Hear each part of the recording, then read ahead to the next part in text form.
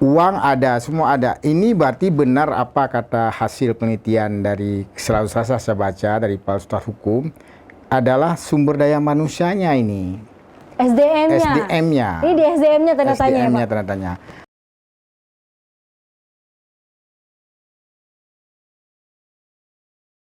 Assalamualaikum warahmatullahi wabarakatuh. Rekan dan berumpa dengan lentuan Indah Rastika Sari temu pehtem dalam uronyo edisi Kamis 16 September 2020 tepat di episode ke-8 tahun kedua. Kamu preh yang belum subscribe dan komen-komen yang positif yang membangun pehtem dan Aceh pastinya. Kali ini kita masih berbicara mengenai Badan Pengusahaan Kawasan Sabang BPKS Sabang bersama Dr. Zainuddin Universitas Serambi Mekah. Assalamualaikum Pak Zainuddin. Waalaikumsalam warahmatullahi wabarakatuh. Terima kasih Pak, kamu riwang lamu pehtem. Oke, terima kasih. Mantap. Pehtem. Mantap. Ya. Alhamdulillah. Amin. Mudah-mudahan terus memberi kontribusi, Pak ya. Ya, kontribusi yang apalagi baik. tentang ini, Pak. Ini juga yang lagi ramai terus ini belakangan ini mengenai BPKS Sabang, Pak.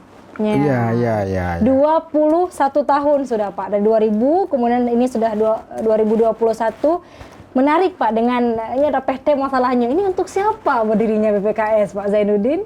Ya, itu Pak, kita bahas kenapa kemudian yang juga rilis belakangan yang beredar. Jadi banyak bangunan terbengkalai potret buram proyek BPKS di Pulau Aceh. Jadi ada kemudian yang lainnya Pak, judulnya bahkan awas jalan menuju mercusuar William Toren di Pulau Aceh amblas. BPKS juga belum turun. Bahkan ada, wah ini lebih ekstrim lagi bahkan Pak. Aset BPKS senilai 438 miliar jadi tempat berak sapi. Ini berita-berita kemudian yang rilis yang ramai Pak Zainuddin. Ya. Itu sebenarnya semangat mendirikan BPKS itu kan sebuah lembaga wadah untuk usaha dagang internasional yang ada di Sabang, wewenang pemerintah pusat, yang kemudian dilimpahkan kepada pemerintah Aceh untuk mengelolanya. Maknanya kita juga harus perjelas sejauh mana wewenang yang diberikan, kan? Wewenang. Kita bicara Sabang itu tak lepas daripada pelabuhan bebasnya. Sejauh mana kebebasan diberikan kepada pelabuhan itu? Ini harus diperjelas juga pemerintah Aceh. Ya, jadi kita banyak mendengar barang boleh masuk ke Sabang, tetapi ketika kita bawa ke daratan sama saja, tidak harus bayar ini, bayar itu. Nah, ini penting juga dipahami. Sebenarnya keberadaan BPKS itu sangat beruntung bagi Aceh. Sangat beruntung. Karena dia itu dibiayai dengan APBN, sebagian besar dari APBN. Sumber dana dari APBN. Cuma berita-berita yang muncul juga hampir setiap tahun realisasi dari anggaran itu tidak tuntas. Malah tidak mencapai 50%. Artinya uang ada tapi uangnya tidak dipakai. Tidak bisa direalisasi. Tidak bisa digunakan. Tidak bisa digunakan. Pernah juga malah saya mendengar atau membaca sekilas bahwa kenapa tidak bisa direalisasi karena belum ada pejabat pembuat komitmen. Belum ada itu. Itu sangat riskan, berarti lembaga itu benar adanya seperti penelitian yang dilakukan oleh Syekh Kuala kalau nggak salah. Salah satu kesimpulannya adalah karena rekrutmen karyawan tidak berdasarkan keahlian. Itu yang menjadi kendala. Karyawan direkrut bukan berdasarkan keahlian. Artinya berdasarkan apa Pak kalau dari? Itu berarti berdasarkan menurut penelitian itu mereka menyatakan karyawan-karyawan itu tidak bonafit untuk sebuah lembaga BPKS itu. Jadi mereka tidak punya, kalau kita akademik itu tidak ada feasible study untuk kita tempatkan sumber daya agar rencana-rencana itu bisa diaplikasikan. Tidak sesuai tempatnya. Sesuai tempatnya. Terbukti memang, kalau itu terbukti orang awam melihat betul. Karena anggaran setiap tahun tidak bisa dihabiskan untuk program pengembangan kawasan Sabang. Kalaupun bisa dihabiskan tidak sesuai ke cita-citanya.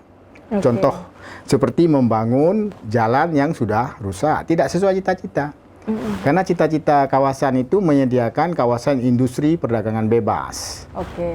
Di antaranya saya lihat, saya pernah membaca juga, diberikan wewenang untuk pariwisata, Iya. diberikan untuk pendirian industri dan lain-lain. Kita ambil saja contoh pariwisata. Anggaran ada, kenapa tidak dia buat infrastruktur pariwisata yang menarik? Bahkan sudah Pak, sudah dibuat, misalkan kita contohkan bangunan di Pulau Aceh lah, ini juga merupakan kawasan kerja dari BPKS Sabang. Itu juga dibuat, tapi misalkan untuk proyek pelabuhan perikanan di Pulau Bre, itu juga sudah dibuat Pak, tapi terbengkalai seperti itu. Ini gimana Pak Zai? Itulah dia membuat tidak tidak untuk eksis, membuat hanya sekedar uang habis. Pak Anggaran. Jadi tidak eksis, maksudnya begini. Kalau pariwisata itu target pariwisata kita kemana? Dirikanlah hotel, karena uang ada nih. Dirikanlah hotel berbintang 5, minimal event internasional bisa kita undang ke Sabang, ya kan? Karena bicara Sabang, bicara ya, Sabang, kita bicara lautnya, iya. Kawasan wisata. Kalau pariwisata itu dengan tidak ada hotel-hotel yang bintang 5, taruhlah begitu, pasti orang kaya tak mau ke situ. Raja Arab tidak mau ke situ. Pak Zai, ini kan kalau kita bicara dari segi ekonomi kan Pak, Ya. ini Anda juga ahlinya nih bagian ekonomi Pak. Ya. Ini bicara BPKS Sabang, uang ada, tempatnya bagus nih Pak, yang mau dibangun. Ini Pak, apa yang kurang Pak kalau dari? Memang kalau dari geografi itu letaknya Sabang itu sangat strategis, lalu lintas dunia kan. Tetapi secara regional kita akan susah ke Sabang karena tidak ada terjadi seperti istilah orang Aceh, di mana tempat banyak tapak kaki manusia, di situ rezeki banyak, di situ akan unggul. Kan di Sabang kan sedikit orangnya, karena dari daratan itu susah ke Sabang kan. Uang ada, semua ada. Ini berarti benar apa kata hasil penelitian dari Selasa saya baca dari Fakultas Hukum, adalah sumber daya manusianya ini. SDM-nya. Ini di SDM-nya tanda tanya ya, Pak? Tanda tanya.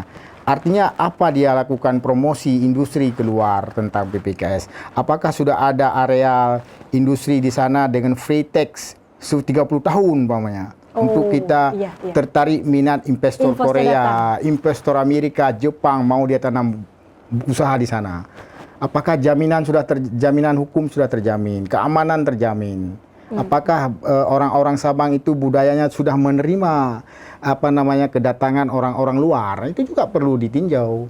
Jangan-jangan kita pun tidak menyalahkan BPKS, pengurus BPKS-nya. Jangan-jangan orang Asolo di sana tidak mau menerima perubahan. Asolo salah nih Pak. Asolo bisa jadi seperti itu. Ya. Tapi kan kita bicara banyak pihak juga kan Pak di sini. Banyak. Jadi BPKS juga. Ya. Tapi kalau dengan kondisi yang ada Pak, lebih dari 20 tahun Pak sudah usia. Nah, inilah jadi pertanyaan kita. Seakan-akan di sana itu magister, doktor 20 tahun sudah tidak ada dampak apa-apa tentang perekonomian Aceh. Jangankan Saya juga Indonesia. mengiyakan tidak ada dampak apa-apa. Tidak ada dampak dalam artian untuk publik. Dampak signifikan. Signifikannya. Tapi kalau pribadi-pribadi karyawan di sana, para wakil kepala di sana pasti berdampak lah. Berarti yang berdampak itu hanya untuk karyawan dan karyawannya.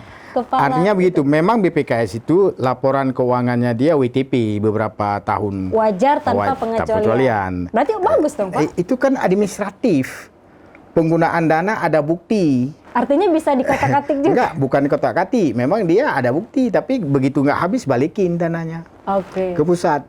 Sebenarnya kalau kita dari sudut ekonomi, salah satu kesalahan besar apabila kita tidak bisa menghabiskan budget. Maknanya kita tidak mampu.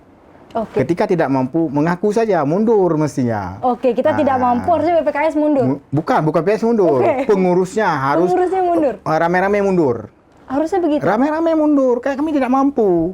Tidak mampu mendatangkan investor, tidak mampu menciptakan pariwisata. Masa iya Pak, sudah dibayar, sudah dikasih uang. Terbukti kan? Apa ada industri di sana? Kalau kita datang ke Sabang pun, buah tangan pun tidak ada yang diproduksi di sana. Buah tangan harus datangkan dari Jakarta, cet balik di Sabang, baru bawa pulang ke sini kan gitu ya. Artinya memang itu terjadi. Yang kedua, saya mengatakan BPKS itu semangatnya untuk menjadikan kawasan perdagangan bebas. Itu akan berdampak untuk Indonesia dan Aceh, khususnya Sabang, ya kan? Tetapi tidak ada. Ketika tidak ada itu rakyat mempertanyakan. Mempertanyakan siapa yang dia pertanyakan? Orang yang memberi budget, yang mengalokasikan dana. Apakah ada pengawasan yang ketat terhadap itu? Siapa itu kalau kita Aceh? Berarti DPRA dong. Ada nggak pertanyaan DPRA? Apa sih kerjaannya selama 21 tahun ini?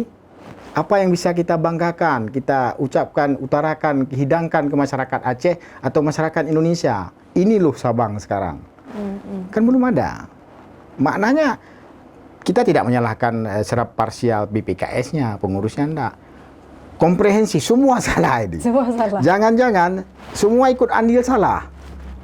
Artinya ketika dia mengangkat kepala pun bisa juga andil salah. Fit and proper test-nya tidak open, bisa jadi.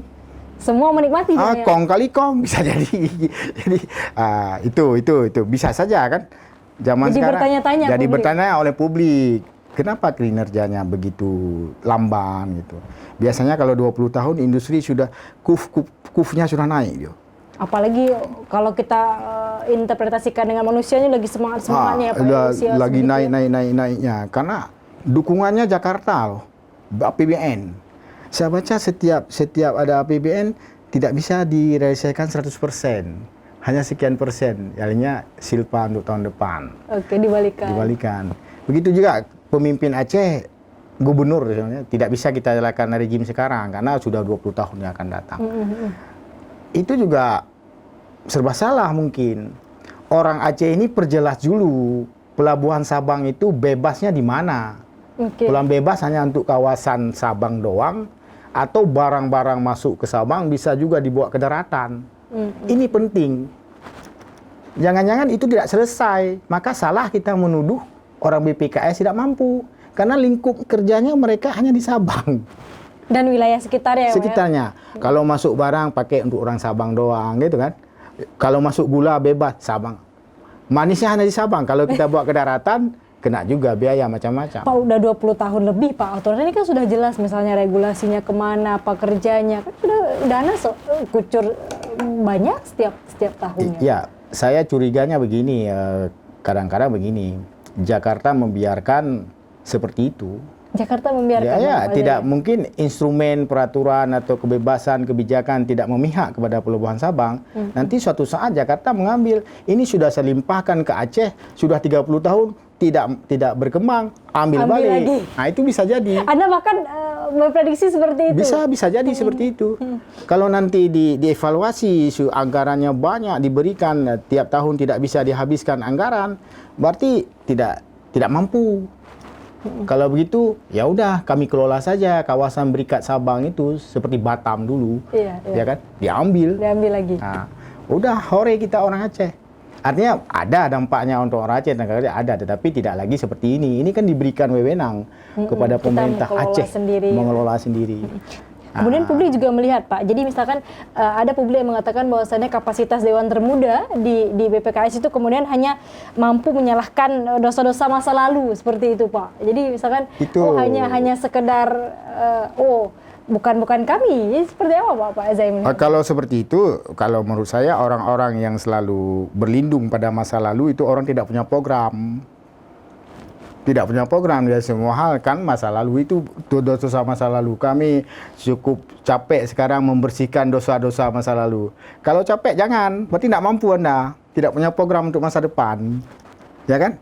Jadi masa lalu jadi pelajaran ya. Tapi bukan berarti setiap program kita kaitkan dengan masa lalu. Nah, itu tidak mampu. Benar hasil penelitian itu. Bahwa sumber daya yang ada di BPKS itu tidak mampu mendatangkan investasi dari luar. Pak Zain, secara ekonomi kita lihat Pak, banyak sekali potensi yang bisa kita kembangkan kan? Iya. Masukan Pak, misalnya dari Anda kemudian juga akademisi itu yang tadi, saya ketika saya membaca sekilas bahwa BPKS itu diberi hak untuk mengembangkan pariwisata. Ya kan? Di dunia internasional sekarang untuk mendongkrak perekonomian, pariwisata itu nomor satu. Tapi lain halnya sekarang di pandemik ya, itu kita abaikan. Insya Allah penyakit ini akan berlalu. Pertama, infrastruktur yang diperlukan untuk pariwisata internasional apa? Penginapan, Ya, hotel lah, hotel bintang 5. Minimal event-event internasional kita bisa promosikan. Konferensi OKI lakukan di Aceh, di Sabang, buset. Begitu orang pemimpin dunia datang ke sana, itu bisa lain ceritanya nanti. Dia pulang ke tempatnya, dia katakan, untuk berlibur indahnya di Sabang. Kita nyelam, melihat warna-warni batu karang luar biasa. Itu luar biasa. Itu ada nggak? Oke, sekarang ada promosi investasi. Saya dengar dulu waktu Irwandi ada kerjasama dengan Finlandia kalau nggak salah apa ya. Pelabuhan itu pun tidak ada, tidak ada apa namanya kelanjutannya. Apalagi tidak ada. Karena Sabang terpisah dengan daratan, infrastruktur juga harus dilihat dari Ulele ke Sabang itu harus beres. Transportasinya. Oke. Kemudian kalau ingin barang-barang di Aceh ini diekspor melalui pelabuhan Sabang, juga harus dipikirkan bagaimana cara membawa barang-barang ke Sabang. Atau saran saya, alihkan saja pelabuhan bebasnya ke Krungkuh. Krungkuh sana. Krungkuh. Buat Krungkuh itu pelabuhan bebas. Ini udah jadi Pak, di Sabang sudah jelas, udah dikasih malah duitnya tiap tahun. Ya, tapi kan kita jangan jatuh ke lubang yang sama hingga 100 tahun doh. Oke. Kita udah jatuh nih 20 tahun lebih. Dana banyak, tidak bisa dihabiskan, infrastrukturnya juga lamban, investasinya tidak ada. Barangkali ke Arun sana dikembangkan, lebih jangankan 20 tahun, 5 tahun bisa, wah industri kita. Anda optimis kalau itu Optimis bisa di sana. Optimis karena kenapa Pak memilih di sana Pak? Karena di Arun itu kan sekarang dikembangkan ke Arun juga. Ke Arun itu kawasan ekonomi khusus. Kan hampir sama dengan ke ekonomi khusus ini. Jadi taruhlah 2 tahun terakhir ini seluruh anggaran Sabang, BPKS, APBN itu alihkan ke Arun aja. Baik. Nah, buat industri sana. Buat kawasan industri di sana. Malah lebih hebat di sana barangkali. Berarti kalau kita balik ke tema kita Pak, BPKS untuk siapa sebenarnya Pak berdiri? Ya, itulah. Semangat pertama kan BPKS tadi saya bilang agar Indonesia bagian barat itu adalah kawasan industri yang go internasional. Pasti pemerintah berpikir untuk rakyatnya. Pasti di situ tersedia lapangan pekerjaan ya. Arus transaksi meningkat ya, penerimaan negara meningkat dengan pajak dan macam-macam ya. Pasti dikembalikan kepada masyarakatnya. Jadi sekarang seakan-akan pemerintah itu sia-sia mengelontorkan hampir 500 atau 400 miliar per tahun ya gitu kan. Sia-sia Pak Zainuddin? Ya kalau tidak ada berdampak kepada publik. Karena semua tindakan negara harus berdampak kepada rakyat, kepada publik. Bukan kepada pribadi, bukan pada kroni. Oke, bukan pada pribadi, bukan pada kroni. Jadi kalau berdampak kepada pribadi dan kroni-kroni itu negara tidak membiayai kepada pribadi untuk kepentingan publik. Setelah industri itu meningkat, tumbuh, pasti ekonomi rakyat itu meningkat. Indonesia Raya meningkat. Harus seperti itu. Seperti itu. Dan pemimpin Aceh itu harus mindsetnya seperti itu. Saya diangkat, dipilih ini untuk mengabdi kepada rakyat. Bukan mengabdi kepada keluarga.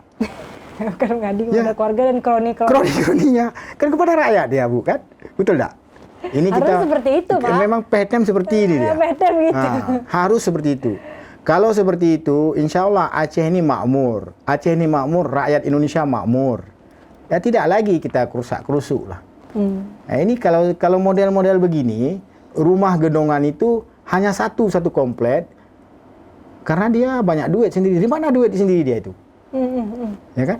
Rupanya tinjau punya tinjau realisasi anggaran terkait ini.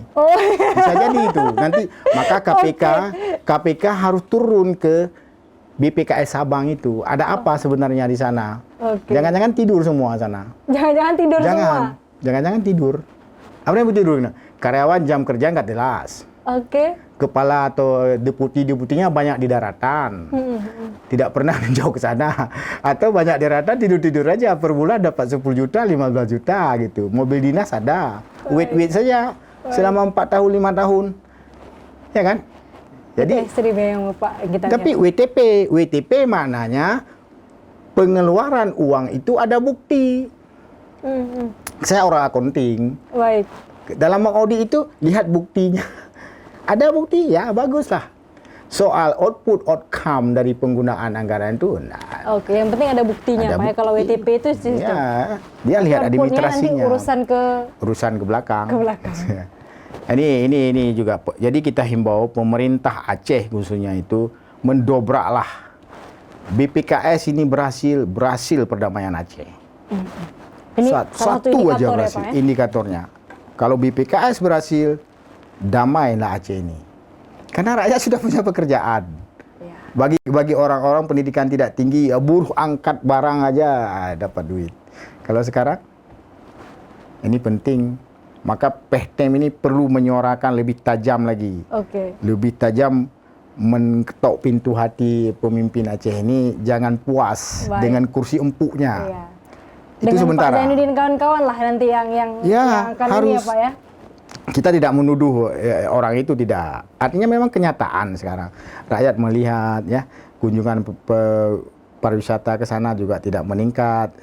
Paling-paling akhir tahun orang Medan, orang itu pergi ke sana kan. Baik, itu bukti-buktinya kemudian kita lihat ya Pak ya. Dan juga banyak kemudian yang Tidak ada industri yang muncul. PR lainnya Pak yang Oh, iya. kita bilang tadi ya Pak. Ya. Bangunannya senilai 438 miliar. Ini kan karena dia tidak melakukan feasible study. Kalau dalam istilah akademik ada studi kelayakan. Kita buat jalan ini, kita sudah mempersiapkan pemain perikanan, sudah siapkan tenaga-tenaga perikanan. Jangan buat jalan tidak nyambung dengan persiapan. Oke. Akhirnya apa yang terjadi? Tumbuh ilalang. Ya kan? Nah, begitu juga kita sediakan kawasan industri di Sabang. Kita sudah mempromosi ke Korea, ke Jepang, macam-macam itu. PR-nya masih di situ ya Pak? Visible study itu Visible study tidak ada, menurut saya. Baik. Oh, ada menurut mereka. Ya kalau ada tidak terbukti, berarti visible study-nya salah. Oke, baik. Pak Zainuddin, terima kasih banyak Pak. Oke. Pehtem, Pak. Ya, memang Pehtem luar biasa. Amin. Ini perlu disuarakan. Ini ibadah sebenarnya. Insya Allah ya Pak. Ya, Jika ada mudah-mudahan, waktu lagi Pak main lagi ke Pehtem Ya, Pak. terima Terakhir kasih. Pak Zai. Masukannya Pak untuk BPKS dan kinerja-kinerjanya Pak yang bisa akademisi sampaikan. Ya, Silakan. BPKS itu harus memposisikan dirinya sebagai lembaga bisnis. Lembaga bisnis. Bukan seperti lembaga pemerintah pada umumnya, hanya melayani. Kalau bisnis itu, berarti dia target itu harus jelas. Nah, kalau bisnis kan target laba tahun ini sekian, laba tahun depan sekian, harus jelas itu. Bukan lembaga pelayanan umum, kan BLU itu, Badan Layanan Umum, tapi Badan Layanan Umum sifatnya bisnis. Ya, bukan seperti rumah sakit. Ini rumah sakit sekarang aja targetnya laba. Oke, baik. Ya kan? Terbalik jadinya. Terbalik jadinya. Laba juga itu. Nah, ini bisnis. Kalau bisnis itu step by step itu langkah pertama ini harus dapat lama. Kalau tidak gulung terus, jangan sampai terjatuh terlalu lama dalam lubang itu. Biarkan uang yang banyak itu digunakan ke kawasan lain seperti yang saya bilang tadi, Krunggupu atau kawasan selatan Aceh, pelabuhan itu bagaimana? Untuk apa lama-lama di sana menumpuk uang yang banyak, tapi uang nggak dihabiskan. Uang datang ke sana nggak habis balik lagi, walaupun WTP. Berarti WTP tidak menjadi indikator satu-satunya. Baik. Nah, gitu. Baik Pak Zainuddin, terima kasih banyak Pak. Kamu Pehtem Pak. Mantap, terima kasih sekali Baik, atas akademisi undangannya. dari Universitas Serambi Mekah. Dan terima kasih juga kepada rekan Lon. Kami tunggu yang belum subscribe dan komen-komen yang positif pastinya. Don Tuan pamit dan Pak Zainuddin pastinya. Wassalamualaikum warahmatullahi wabarakatuh. Waalaikumsalam Sampai jumpa. warahmatullahi wabarakatuh.